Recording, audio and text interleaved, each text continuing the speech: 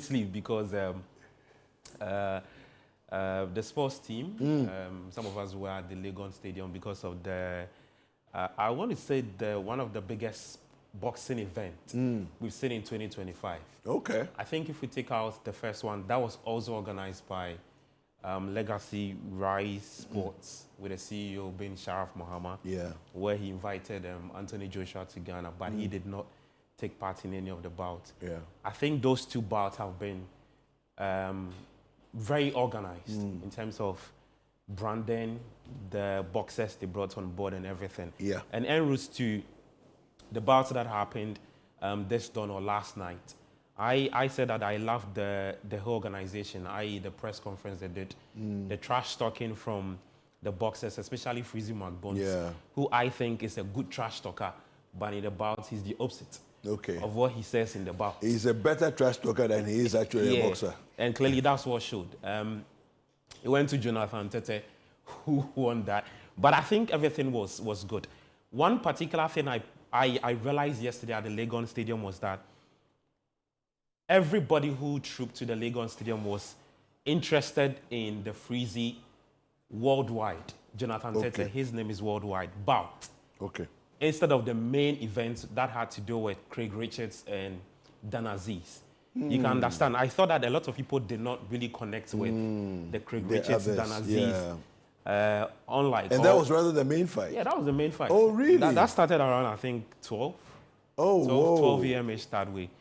As soon as the Freezy match is over, Tete bout ended, people started leaving the premises. But wait, hold on. So it means that the promoters didn't understand the pulling power of Freezy and myself, I got a bit confused because the flyers I saw, I saw one flyer that had McBones and Tete headlining the bout, and I saw another one that had Aziz and Richards. So I had people asking me that, which one is the headline bout? Like, which one is the main bout? But the main bout was actually the Richards. But that's unfortunate. But I think it's a smart way of doing business around the boxing. If you want to let people get to the arena, especially it was tricky because it wasn't held at the Bukom Boxing Arena, where more like it's a natural habitat for boxing in terms of people trooping in. This time they took everything out of that natural habitat, took it to more like an artificial way. That's the venue, which is the Legon Stadium, and they managed to pull in the crowd. So I think I would want to commend Legacy Rise Boxing. I think he's 2025. I would want to give it to him. Organization, the boxers, the press conference, the branding, everything was there. Eno was there. She was having a lot of fun. I rushed from the kitchen here because you were talking about the boxing. Because I don't understand why Freezy didn't win that. No. So I explained. Explain. So I said that off air. So on air. So what happened was that he bit Jonathan Tete. Yes, he bit him. On the shoulder, so his point was deducted because before that incident, it was tied. So after that point was deducted, then it means that it will play to the advantage of Tete. And that's why he won. I was like, the guy knocked the guy out. So I've seen a few pictures of him actually biting. And it's good that we put this out there because people were not too happy. Those who were there, because most people a lot of them did not afterwards. understand. You know, and boxing too, you need to explain some of these minute stuff like details. A lot of people did not understand why he went to Tete. So that was what he did. And that's why he didn't even contend because he knew what he had done. So but I think it was freezing. So can you imagine? And you're making us fight for you for nothing. It's a whole conversation on social media. So I guess all of us fighting missed the bite. I think we should give it to him with the entry. Oh my goodness, Kitty Pow! It was really, it was great. I think he had one of the best. Yes, entries. He had one of the best. He had a whole Kitty dancer and all that. But I think yesterday was beautiful. It was good. It was good traffic. People were really interested in that. So we are hoping for more of this next year. Because I think I plead they should start early. That's the thing. So that's the thing with boxing. Events. Normally, the time you see on the flyer is not that time. It's not the time, But anyway, it was good. I think it's and also I think it's a learning curve for Sharaf too. Yeah. Yeah, because I think if you look at the first one, I saw some changes, some slight with security and all of that. And I think one of the, I don't know though, but I think one of the smartest things they were looking to do is to be able to control the crowd. And this is not like to denigrate the people who stay in the Bukom or whatever, but you know when you're hosting it there, you know what? It's a different crowd dynamic. Exactly. So taking it out of that place and taking it to Legon was one of the smartest things they could have done. And let me add, Gabby, that, you know, when after the president left, the Bukom people like came towards the ring and I was standing amongst them. And that's what, you heard all sorts of things. That's what they did. The African Games. Oh my what goodness. They were saying, they had, see, the South Africans, you know the South African national anthem? They had their own rendition in a different language. Ghana, I can't say this on air, we know we have one. So you see, our version. And about because you had that zone in the mushroom boxing that they've been one of the best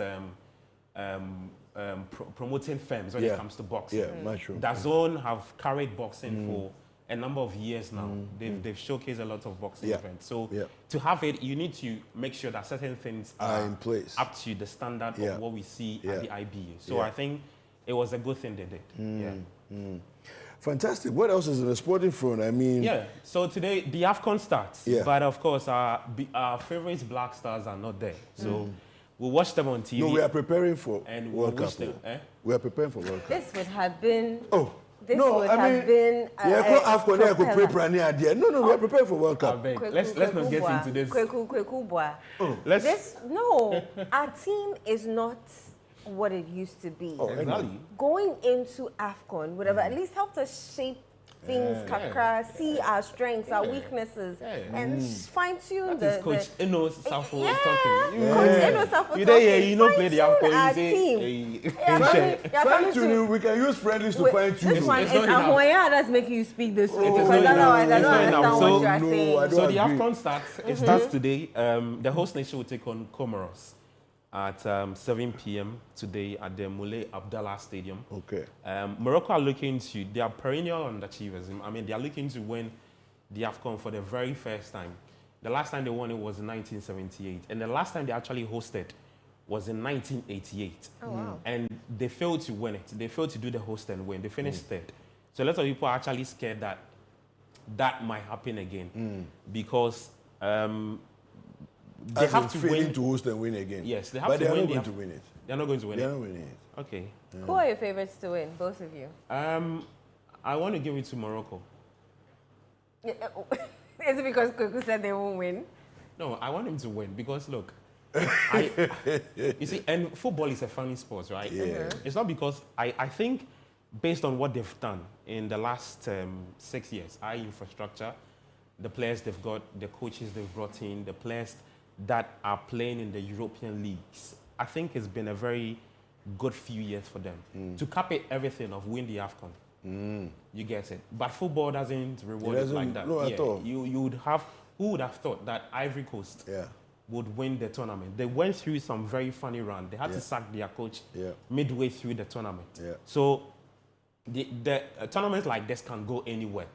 But I think that you still want to place your money on the top teams. The top teams are Morocco, Nigeria. You are dismissing people like Comoros. Oh, I'm not dismissing them.